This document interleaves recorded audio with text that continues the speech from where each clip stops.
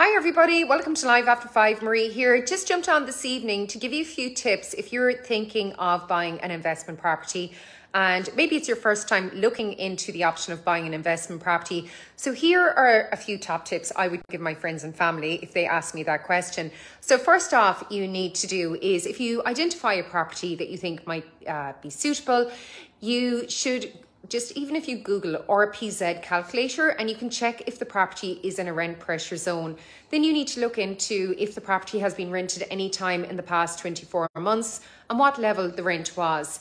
Now, the next thing you need to look into if you're buying a property that's in an apartment complex. So apartment complexes are, the common areas are run by management companies. So when you buy a property and you become an apartment owner, you automatically become a member, like a shareholder of sorts in a management company, and everybody has to pay their service fees every year, and that's all agreed at an annual meeting with an agent, if the management company has an agent running all the service in the common areas. So you need to look into the management company a bit, and you can download the accounts from the company registrations office, and you can check whether the financial position is healthy or not healthy.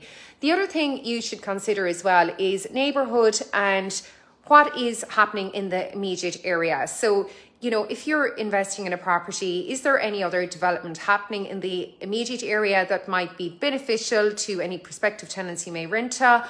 What is the public transport like? If it is outside of a main city or town, is there good public transport?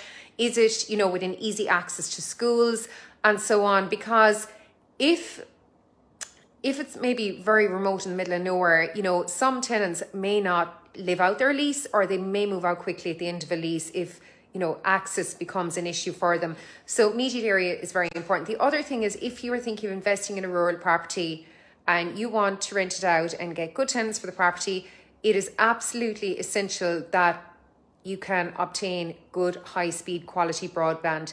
That is an absolute non-negotiable for most tenants that rent. In fact, all tenants that rent will want super good broadband, and that's true as well for people that are buying properties. It is a deal breaker if the broadband is not good. Now, it is good in fairness in most places, and there is actually very good satellite broadband available in a lot of locations as well. So there are a few top tips. Obviously, the condition of the property needs to be taken into consideration too, and has to be, you'll want that to be reflected in whatever price you buy the property for. I wouldn't be totally put off about having to, to do some flooring or maybe upgrade the kitchen and some painting, that kind of thing, because that will improve the property and its desirability as well. But really things like, I suppose, the things you really need to look out for is, even if it's a well-presented property, how old is the wiring, how old is the plumbing, the stuff you wouldn't really see. So they're the kind of things, probably that need to be looked at in more detail. It's very easy to change some flooring, do a bit of painting or change the kitchen or spray it.